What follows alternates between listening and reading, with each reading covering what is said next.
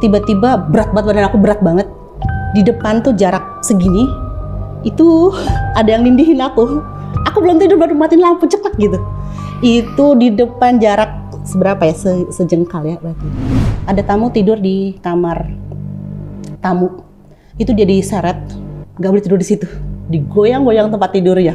Itu prosesnya udah mau naik ceritanya, naik saka baru. Itu semalaman ada suara perempuan nangis kejer, nggak berhenti. Kalau masih ngait kan logikanya tidak ada orang bisa masuk, gitu loh.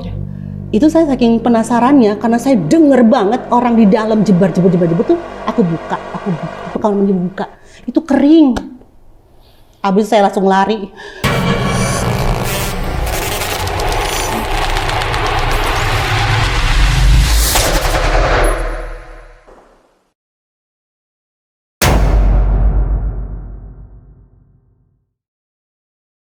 Assalamualaikum warahmatullahi wabarakatuh. Selamat datang di Narasi Misteri. Balik lagi sama gue Randy Mulya.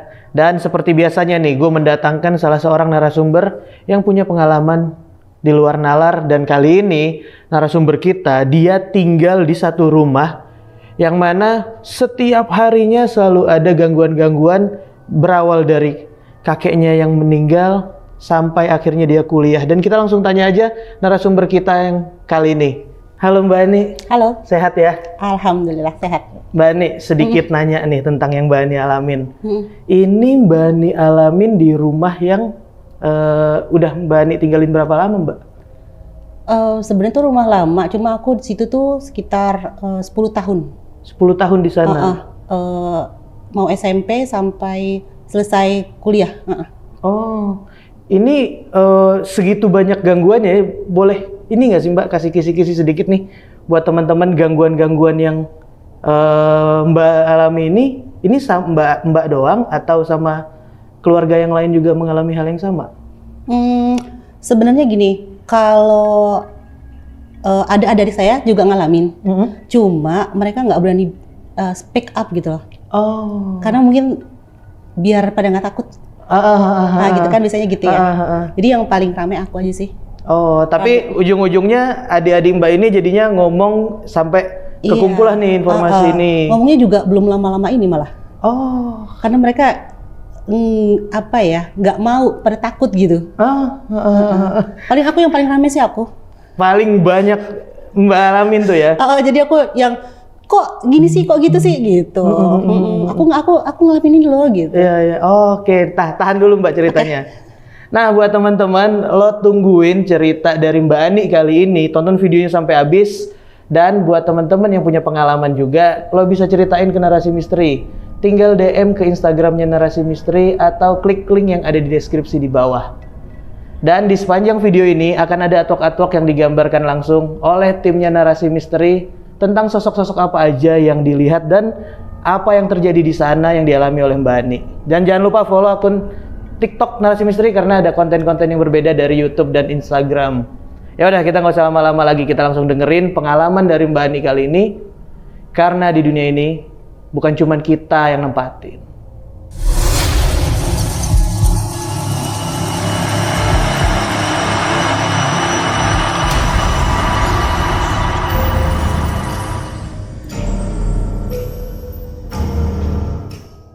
Mbak Ani, gimana ya awal mula tinggal di rumah itu nih?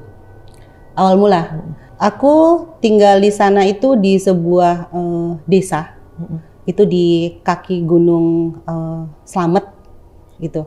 Itu sekitar luasnya itu kurang lebih 10.000 meter. 10.000 meter. Tapi rumah kita tuh hanya di 2.000 meternya itu aja.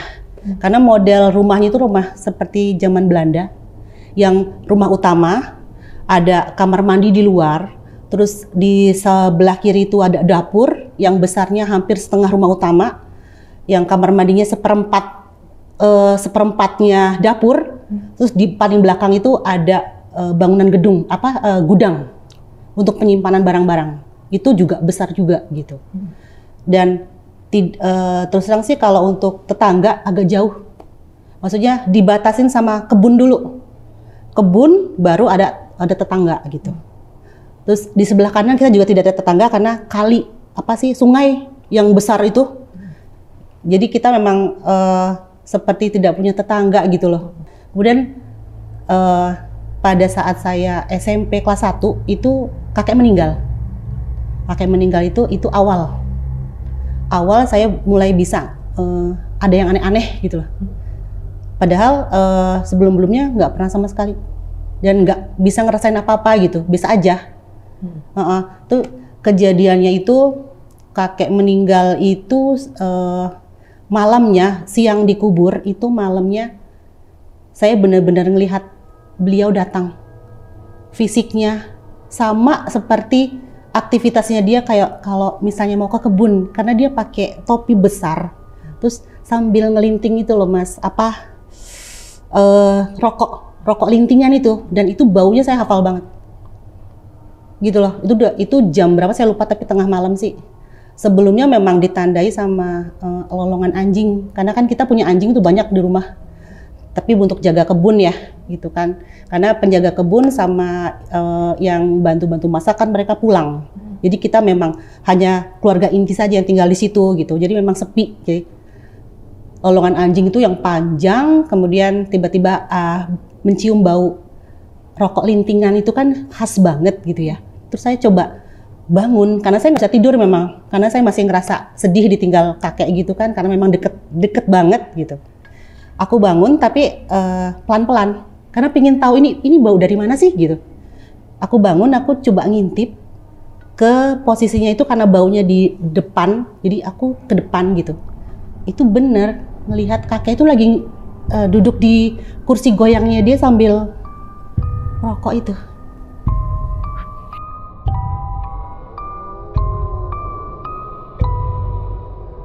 Mas bilang, bener bukan sih gitu. Astagfirullahaladzim gitu. Aku sambil gemetar, tidur lagi, takut gitu. Terus kemudian saya dengar dia beranjak dari bangunnya, dia berjalan, kan kelihatan tuh, dia kan posturnya tinggi, kayak bule gitu tinggi kan. Jadi kepalanya dia itu hampir ke tempat tidur aku di lantai 2. Jadi tempat tidur kita itu ada di tengah-tengah, deket ruang makan. Itu bisa melihat ke kamar tamu, kamar keluarga, bisa lihat ke ruang TV, jadi sentral lah gitu. Jadi kita bisa melihat luas itu. Itu dia melewati tempat tidur kita, berjalan, ternyata dia mengarah ke ruang makan. Di ruang makan itu dia memang tempat duduknya memang khusus, menghadapnya ke kita, ke arah kamarnya dia gitu.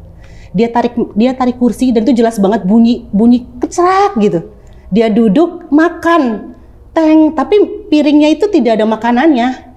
Karena cuma kita memang kebiasaan itu meja makan bersih kalau sudah malam, tapi piring semua sudah ditata, tertutup dan dikasih sendok. Itu kita di sana begitu. Jadi dia buka, tapi tidak ada makanan, cuma di teng gitu bunyi. Saya bilang, ya Allah itu siapa gitu. Nggak mungkin dong, nggak mungkin, kan sudah meninggal, masih sadar. Kemudian dia posisinya itu makan sebentar, kemudian dia nutup lagi, dia balik lagi ke tempat duduk goyang itu lagi, balik lagi. Aku nggak bisa tidur, nggak bisa itu, masih nungguin itu. Saya nungguin jam untuk nunggu subuh itu lama, perasaan lama banget. Saya sempat ngeliat jam, sekitar jam 3, jam setengah 4. Itu bunyi kayak orang ngaji-ngaji itu di musola, kan belakang ada musola. Itu baru dia beranjak dan dia kembali berjalan, tapi dia arah keluar kamar mandi.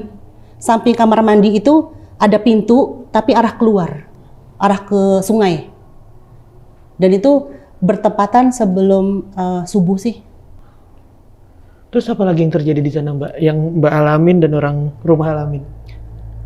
Itu masih belum dengar keluarga, maksudnya adik-adik saya bilang sih. Cuma saya aja. Saya masih belum cerita. Karena saya pendam, saya pikir kalau saya ngomong nih, nggak ada yang percaya. Karena saya kecil gitu loh. Saya masih SMP, nggak bakal ada yang percaya sama saya. Saya diem. Kemudian satu minggu kematian kakek itu, saya dimimpiin. Kakek datang, cuma bilang gini, Dek, tolong dong pintu belakang arah ke gudang tolong ditutup. Itu ada bolongan sebesar mata. Itu nanti bisa mengundang orang jahat untuk ngintip ke dalam. Tolong ditutup ya, kata gitu. Saya ingat banget. Nah, saya namanya kan nggak tahu ya sedetail-detailnya rumah gitu loh. Paginya saya bangun, saya coba cari tahu. Ternyata beneran loh. Ada bolongan sebesar mata. Apa yang dikasih tahu sama almarhum kakek ini? Iya, beneran. Beneran loh, ternyata ada. Itu loh yang bikin saya, hah gitu. Kan di luar nalar ya, tapi saya tetap diem itu. Saya cuma bilang sama yang jaga kebun, Pak De tolong dong tutupin gitu. Kenapa? Katanya. Ininya bolong. Dulu kakek pernah bilang, saya nggak bilang mimpi. Nyuruh nutup, nanti bisa lihat ke dalam gitu. Dia nutup akhirnya pakai semen. Jadi pintunya pintu kayu kan double. Rumah kayak zaman Belanda itu kan double-nya double ya, jendela double itu double. Jadi itu yang kayunya dipakai semen akhirnya gitu. Itu awal-awalnya itu. Dan setelah itu sih lama, aku nggak ngerasain apa-apa sih lama. Terus kemudian paling cuma denger kalau ada tamu itu nggak semua tamu itu yang diperlihatkan atau apa gitu. Ada tamu tidur di kamar tamu, itu dia diseret, nggak boleh tidur di situ, digoyang-goyang tempat tidur ya. Kita nggak percaya, masa sih gitu, kita nggak pernah ngalamin kok, nggak gitu. Itu Diseret kayak gimana nih Mbak? Nggak boleh tidur di situ, ditarik sampai jatuh, dan dia akhirnya bangun lari. Dia bilang, tadi ada yang narik saya, nenek-nenek gitu. Apa nenek-nenek yang mana? Nenek-nenek yang mana sih, ini nggak nenek-nenek gitu. Dan itu memang, itu kejadiannya setelah nenek aku meninggal juga. Nenek aku meninggal juga di situ. Jadi posisinya cuma tinggal kita keluarga inti aja. Kakek ini udah meninggal, itu baru itu begitu. Jadi tidur di kamar nenek sih sebenarnya. Terus kita jadikan kamar tamu ceritanya. Kalau ada tamu, silahkan tidur di situ, karena paling besar di situ ruangannya. Itu ada tamu dari Medan cerita datang, mau nginep ceritanya. Kita taruh di situ. Itu siang hari loh Mas, siang hari. Jadi dia terbangun sambil keringetan gitu ya. Tadi aku tidur ditarik-tarik sama siapa? Nenek-nenek. Nenek siapa? Mimpi kali tante mimpi, bilang gitu kan. Tapi udahlah, itu udah nggak diinin ya. Cuma yang kalau pengalaman aku lagi itu pernah juga kakaknya ayah itu lagi sakit keras, minta istilahnya ke rumah kakek neneknya, mungkin rumah masa kecil kali ya. Akhirnya dibawa pakai ambulan ke rumah terus lagi-lagi kita tempatkan di kamar tamu. Karena memang paling besar, karena dia bawa suster. Jadi kita letakkan tempat tidur kecil untuk suster di situ. Saya lupa itu kejadiannya, kalau nggak salah hampir dia mau meninggal deh itu waktu itu. Di tengah malam itu aku ingin kamar mandi, tapi nggak berani karena kamar mandi kan jauh gitu, harus keluar rumah utama. Tapi kita juga punya sih kamar mandi dalam rumah ada gitu. Cuma waktu itu karena saya dengar ada orang di kamar mandi dalam, jadi mau nggak mau saya harus keluar. Tapi saya nggak berani. Tapi karena udah nggak tahan, saya ke kamar ke bude yang sakit itu kan ada susternya. Saya membangun dia, maksudnya temenin yuk ke kamar mandi di luar gitu. Aku bangunin nggak bangun-bangun masa. Itu kaki sampai aku cubit, pokoknya aku goyang-goyang tuh nggak bangun. Akhirnya udahlah, saya kebelet ya. Aku nungguin di depan kamar mandi dalam itu.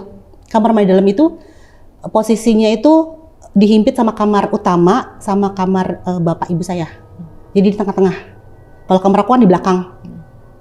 Aku ke situ, kok dia jebur nggak berhenti. Kok lama banget emang dia mandi malam-malam, siapa gitu? Apa adik aku gitu? Ditungguin, nanya, aku ketok-ketok. siapa di dalam, gantian, aku nggak tahan gitu. Nggak ada jawaban, tiba-tiba berhenti. Nggak sadar, aku ngelihat ini grendel apa sih namanya tuh, kunci di luar tuh, itu posisinya masih ngait. Kalau masih ngait kan logikanya tidak ada orang bisa masuk, gitu loh. Itu saya saking penasarannya karena saya denger banget orang di dalam jebar tuh, aku buka kamar mandi buka, itu kering. Abis saya langsung lari masuk kamar, udah. Tapi lagi-lagi saya nggak cerita, saya diem aja. Nggak berani cerita karena percuma, karena nggak bakal percaya. Jadi hal-hal yang sebenarnya sering denger gitu. Terus ada lagi waktu pada saat dapur itu mau direnov, kita akan ganti tiang utama ceritanya. Itu juga di luar kamar di luar rumah utama kan, di sebelah kiri rumah posisinya. Itu ibu saya tuh nyuruh tukang untuk ganti. Itu prosesnya udah mau naik ceritanya, naik saka baru. Itu semalaman ada suara perempuan nangis kejer, nggak berhenti. Itu saya denger kenceng banget karena tengah malam. Kan sepi, itu kan namanya rumah nggak ada tetangga jauh-jauh gitu ya. Itu kan sunyi banget, denger banget. Itu sampai saya yang bangunin adik saya. Adik saya itu kamarnya berdempetan sama aku, tapi dipisahin sama pintu penghubung gitu loh. Pintunya nggak pernah aku tutup. Jadi karena aku seringnya tidurnya gelap-gelapan, adik aku nggak suka, dia terang-terangan. Jadi kayak ada cahaya kan. Bangunin lah itu. Dek, nggak denger. Masa sih tidurnya kok pules banget gitu. Dek, itu ada orang suara nangis siapa gitu. Nggak mau bangun juga. Sampai pagi aku nggak bisa tidur, udah lagi-lagi setelah suara azan hilang lagi. Begitu selalu. Udah tuh. Puncaknya itu penyakitnya parah sih. Aku waktu itu kuliah ya. Kuliahnya itu adanya di kota. Ini udah akhir masa-masa akhir sih, maksudnya semester akhir. Jadi aku tuh mau nggak mau harus banyak kegiatan di sana. Kalau untuk bolak-balik kan jauh, karena jaraknya itu lumayan sekitar 30 kilo, gitu kan. Jadi ada sepupu itu bilang gini, kamu daripada bolak-balik, mendingan tinggal di rumah aku aja, gitu. Nanti kalau pagi kamu pakai motor aku, kalau enggak aku anterin, gitu. Oke, aja deal. Orang tua juga memperbolehkan, dan ya udah, aku tinggal di sana ceritanya. Awal-awal itu setiap minggu aku pulang, karena memang sih gini, salahnya itu kamar aku kunci dari luar. Nggak, biasanya kan kalau setiap minggu aku pulang nih, ini 3 bulan aku nggak pulang-pulang, dan aku lupa itu kamar nggak dibuka, dikunci kan. Soalnya kenapa nggak aku buka, karena di belakang rumah, samping rumah sebelah kanan yang ada kamar mandinya itu ada pembangunan dam kayak irigasi itu. Jadi orang suka lalu lalang kan debu ya, takutnya gitu. Jadi aku tutup aja deh daripada bolak-balik nanti ininya masuk dari jendela gitu. Nah, 3 bulan kemudian dam udah selesai, pembangunan udah selesai, aku balik ke rumah. Biasa aja sih, nggak ada apa-apa. Nah, itu awalnya. Kok aku kalau setiap malam mimpinya itu kok dikejar-kejar laki-laki.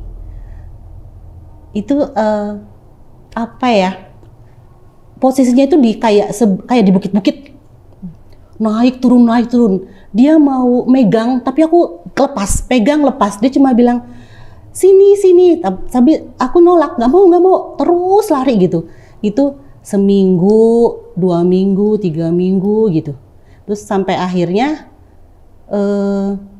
baru berpikir tuh, kok mimpinya kok sama terus ya, setiap malam ya. Itu baru mikir, kok mimpinya sama terus ya, kok orangnya sama terus ya gitu. Kok nggak ganti-ganti sih mimpinya. Terus setiap aku terbangun, mau tidur lagi, mimpinya sama, bersambung. Itu aku baru sadar tuh udah sebulan kali, karena aku nggak begitu memperdulikan gitu kan. Wih, kok gini amat gitu, ini apa gitu. Lagi-lagi aku cerita, nggak ada yang percaya. Sampai akhirnya itu di mimpi aku itu, sorry ya, agak sedikit vulgar sih. Dia itu bilang gini, saya suka sama kamu. kamu nggak sama saya gitu. Terus saya bilang gini, saya masih inget tuh, nggak kenal saya sama kamu, suka gimana, bilang gitu, kamu siapa gitu, dalam mimpi aku gitu. Setiap mimpi selalu begitu, dia nggak selalu ngomong suka gitu. Saya mau kamu gitu. Dia bilang, enggak, saya nggak kenal gitu. Ditarik-tarik tangannya tapi lepas lagi, tarik tangannya lepas lagi gitu.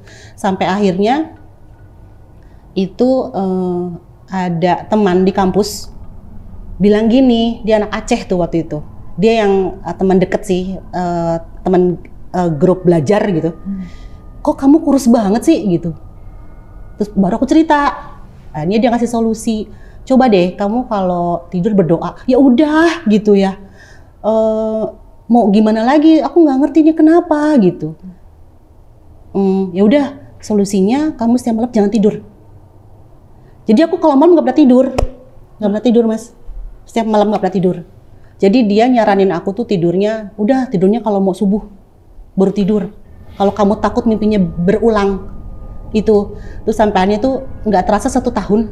1 tahun itu badan udah habis tuh, udah benar-benar udah mata udah hitam gitu. 1 tahun mbak? 1 tahun tuh itu dia berani muncul setiap kalau aku tidur itu perasaan saya tuh ada di sebelah tuh kayak ada yang nemenin tidur di tempat tidur.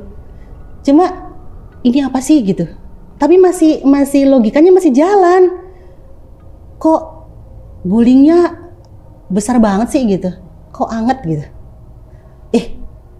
Aku tapi nggak pernah mau nengok ke kiri. Jadi aku tidurnya madepnya ke sana, ke sebelah kanan, ke tembok kanan, ke pintu. Nggak mau ke kiri. Pokoknya nggak pernah mau nengok ke sana karena di bawah alam sadar tuh kayak ada yang nemenin. Takut, nggak mau gitu. Sampai akhirnya dia memang berani ini sih muncul duduk di meja belajar. Kadang sambil kayak begini, duduk sila, kadang berdiri, ngeliatin aja. Dari sinar kamar adik aku kan terang tuh. Kayak manusia biasa sih, maksudnya ukurannya ya laki-laki biasa. Cuma dia nggak pakai baju, cuma pakai bawahannya itu celana bukan celana, bahan warna putih tuh, digulung-gulung gitu. Digulung-gulung, rambutnya gondrong, bercabut sini. Cuma nggak begitu jelas mukanya.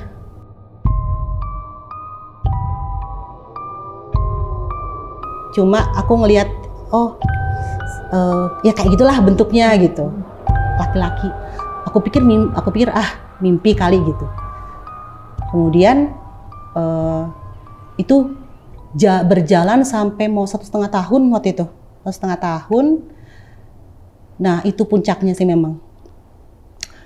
Aku kalau belajar itu kan karena temen aku bilang, kamu jangan tidur kalau malam. Kalau kamu tidur malam kan kamu mimpi tuh, bilang gitu. Mendingan kamu tidur malam, tidurnya siang. Gitu. Jadi aku malam nggak tidur. Nah pada saat itu aku ngantuk banget, jadi aku mau tidur gitu loh. Aku baru tidur, matikan lampu di sebelah gitu ya. Tiba-tiba badan aku berat banget. Di depan tuh jarak segini, itu ada yang nindihin aku. Aku belum tidur baru matiin lampu cepat gitu. Itu di depan jarak seberapa ya? Sejengkal ya berarti ya. Itu jelas banget mukanya. Dan mohon maaf sih, maksudnya mukanya tuh kayak yang itulah. Tadi sensor ya, yang kayak yang kayak sama, yang suka divisualisasikan kalau film-film, kalau pasca Jumat gitu kayak gitu, sama. Itu, kalau zaman dulu kan kita nggak pernah tahu ya, maksudnya apa itu gitu. Itu kalau menurut saya sih dikeliatinnya itu cakep, ganteng gitu, mukanya itu bersih, wangi. Berbulu, jarak segini, terus refleks, gue bilang, siapa lo gitu, langsung saya dorong mukanya gitu, saya tendang bak gitu, saya bangun, orang saya belum tidur,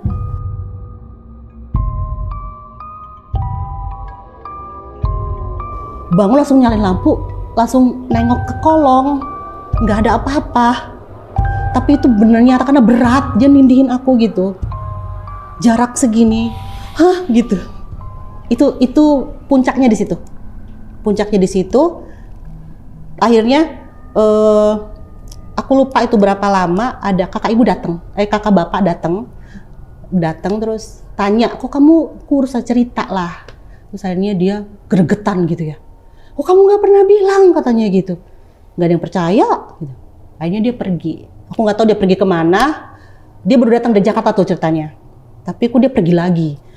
Malam nggak nginep gitu, nggak tahu kemana. Besok pagi datang lagi. Dia bawa, kayaknya dia ke kiai sih kayaknya. Kamu katanya disenengin genderuwo gitu. Aku bilang, masa sih genderuwo kok cakep? Itu sih. Terus ternyata yang orang pintarnya itu nih, yang kiainya ini udah tahu. Jadi keponakannya disenengin genderuwo nih, pindahan dari sungai. Padahal kan nggak cerita kalau rumahnya dekat sungai. Ini dari sungai nih, lihat kamarnya kosong. Padahal belum cerita. Tapi kayaknya dia nggak mau deh, ceweknya nggak mau gitu. Belum nggak kena nih gitu, masih aman. Ini nego ceritanya, dipindahin mau dia. Tapi dengan catatan nggak mau jauh-jauh dari aku, biar dia katanya biar bisa ngeliat. Katanya, aku sih nggak denger ya, cuma Bude tuh bilang gitu, katanya dia nego. Bilang setan kok nego gitu loh. Maksudnya apa sih gitu. Ya gitu, maksudnya jangan dipindah jauh-jauh biar saya bisa ngelihat. Gitu. Kalau dia nggak mau ya udahlah gitu.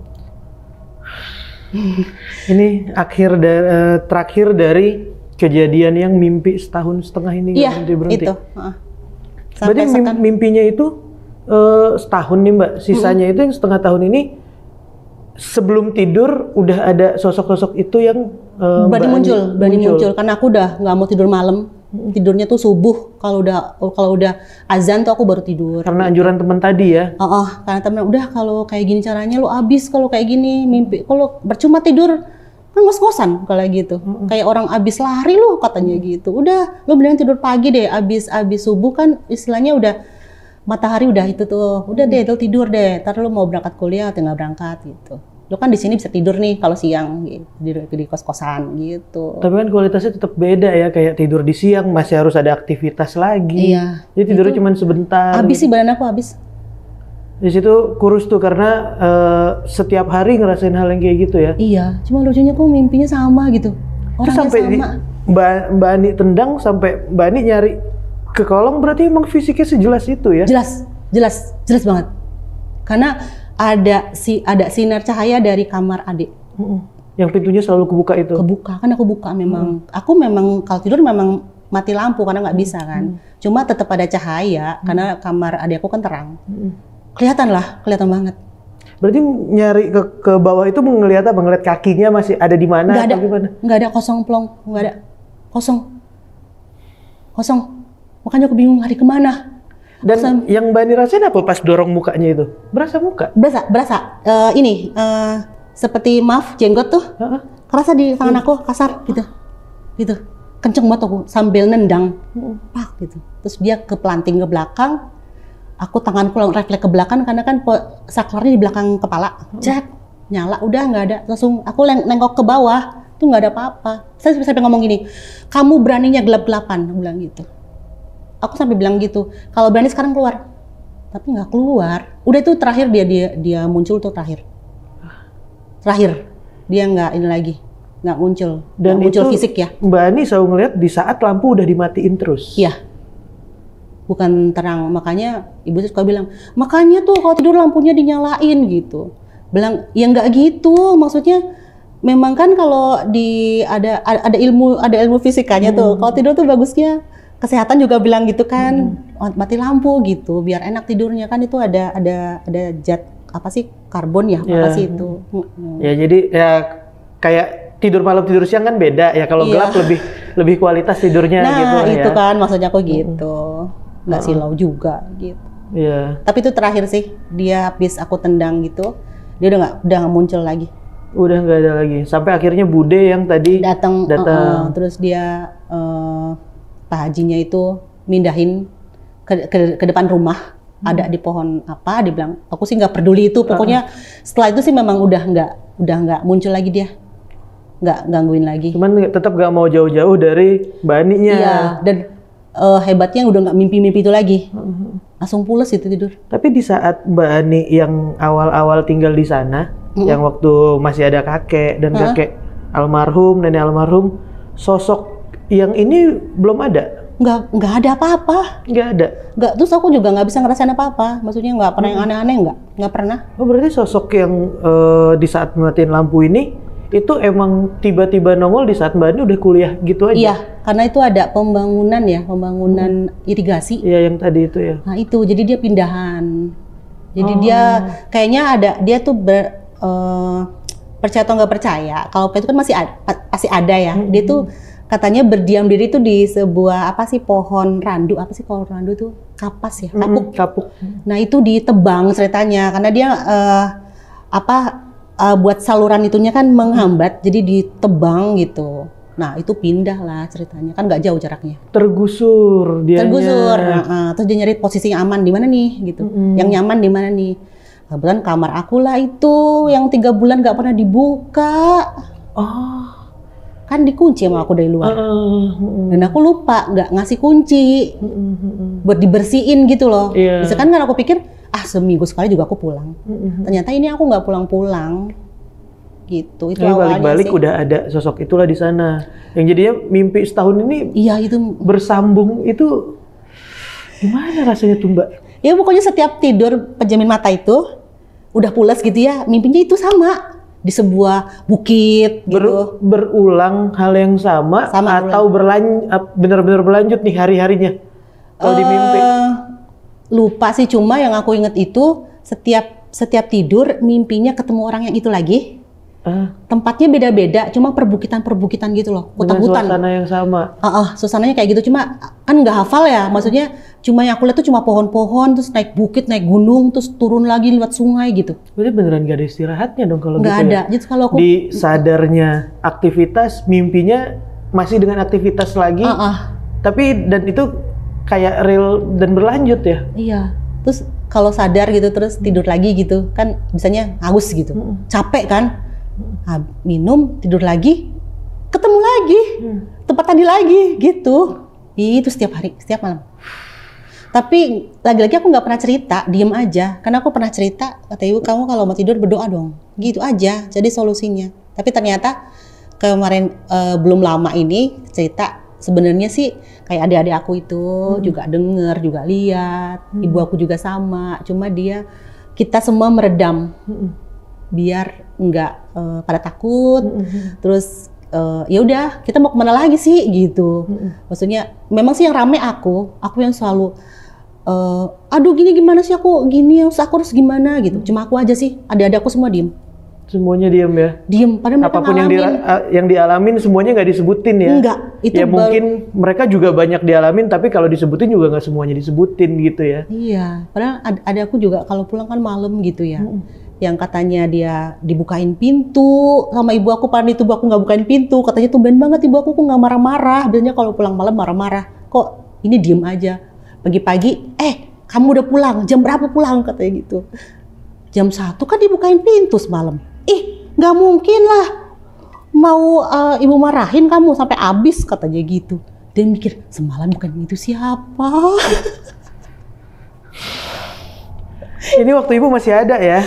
Iya, waktu ibu masih ada, tapi ada yang bukain pintu, cuman bukan ibu. Iya. Oh, kalau ibu masih ada ya, nenek yang nggak ada? Nenek kakek udah nggak ada. Gitu. Berarti di saat nenek kakek nggak ada ini, nenek kakek ini seolah hadir, cuman dia sebenarnya nggak gangguin ya? Enggak. Kayak cuman ya udah dia seperti ngasih lihat kebiasaannya dia di waktu dia masih ada gitu ya? Kalau aku sih ngelihatnya itu kakek ya, kalau nenek aku nggak sama sekali. Enggak, aku nggak ngeliat sama sekali. Cuma orang lain iya, kayak tamu iya. Tapi kalau saya enggak. Kakek doang ya? Kakek doang, mungkin karena deket kali maksudnya. Saking deketnya ya? Nah itu cuma seminggu sih, seminggu itu aja. Setelah itu saya nggak pernah dimimpiin, nggak pernah datang nggak. Seminggu aja itu. Seminggu di awal ini ya? Terus tapi setelah itu aku ngalamin itu jadi bisa denger, bisa ngelihat gitu. Akhirnya begitu. Yang aku nggak mau gitu. Tapi syukurnya sih nggak yang serem-serem ya. Jangan sampai deh. Takut. Dan kayak yang di kamar mandi tadi ya emang Ya udah kosong aja tuh kamar mandi. Kosong. Mbak Ani Kosong. nunggu berapa lama depan kamar mandi itu? Ada kali 10 menit. Karena Dan lama ada banget kayak orang mandi. Biar biurnya. Oh, kayak orang mandi itu aku sambil nongkrong gitu di bawah nahan gitu ya. Namanya mas anak kecil gimana sih? Dan buat Sampai orang kebelet 10 menit tuh lama loh. lama, tapi bertahan gitu. Aduh lama banget gitu. Cuma nggak sopan kan kalau kamar mandi orang ketok-ketok gitu. Iya. Jadi aku masih nunggu. Ya Allah lama banget. Udah diem, tapi lama-lama udah nggak tahan gitu. Akhirnya ketok-ketok. Itu pun pelan ngetoknya. Tek-tek. Maaf, di dalam siapa? Gantian dong, gitu. Aku nggak tahan, gitu. Kok diem? Hening kan? Karena malam-malam ya kan hening gitu ya. Terus Biasanya bunyi jam kedengeran tuh, tak tak. iya kan di rumah ada jam itu tuh yang tong itu jam ada lama di rumah. gitu ya? Ada di rumah itu gede banget. Terus pas ngelihat kok refleks ya ngelihat itu ada kayak semacam kunci yang di luar tuh yang di slot gitu ya. Slot gitu. Slot posisinya masih nutup Kekunci dari luar. di luar. Kalau orang masuk itu kebuka dong. Ya. Kok Dan kalau kekunciin, kayak kekunci dari luar juga, masa orang nggak tereaksi? pasti Dan nggak buka, nggak keluar ya. Akhirnya aku beraniin, karena aku udah nggak tahan ya, aku buka. Kosong, ya ampun, nggak ada apa. Dan itu kering, aku sampai nongkrong begini loh, liatin lantainya. Serius sih, kering nih. Langsung mules pipisnya itu hilang itu. Aku sembalikan kabur kamar mah, di kamar. Nunggu pagi lama banget itu. Tapi Mbak Ani yang mimpi terakhir dialamin ya itu ya, yang di saat sosoknya kan di saat ditendang, tapi kalau mimpinya udah berakhir juga pas barengan itu. Jadi pas yang teman bilang, udah lu jangan tidur malam katanya gitu. Lu tidur habis subuh aja gitu. Kalau enggak deket-deket jam subuh jam 4 gitu. Lu baru tidur deh tuh gitu kan. Kan udah mulai suara-suara orang ngaji tuh gitu. Insya Allah deh, dia bilang gitu. Makanya gue nyari banget nih kalau dia ngelihat gue nih, gue cari nih. Dan udah sekarang ini udah nggak pernah mimpi itu lagi ya? Enggak, alhamdulillah hilang. Semenjak sosok itu yang terakhir tuh. Terakhir kaget, Aku kedorong, ketendang gitu. Itu terakhir. Hati-hati deh yang suka tidur matiin lampu. Mbak Ani, makasih ya. Iya, sama-sama. Udah mau cerita di narasi misteri. Nah, buat teman-teman lo bisa tulis di kolom komentar gimana hal yang dialamin sama Mbak Ani ini. Mbak Ani ada Instagram atau apa yang bisa di-share mungkin? Atau perlu? Enggak. Nggak usah, nggak apa-apa. Ya udah. Kalian bisa tulis di kolom komentar gimana pengalaman dari Mbak Ani tadi. Nah, jangan lupa buat kalian juga yang punya pengalaman, ceritain di narasi misteri. Tinggal DM ke Instagram narasi misteri dan klik link yang ada di deskripsi di bawah. Dan terima kasih banyak buat yang udah nonton video ini sampai habis. Terus support channel narasi misteri. Jangan lupa share dan like juga. Ya udah, kalau gitu narasi misteri pamit. Karena di dunia ini bukan cuma kita yang nempatin,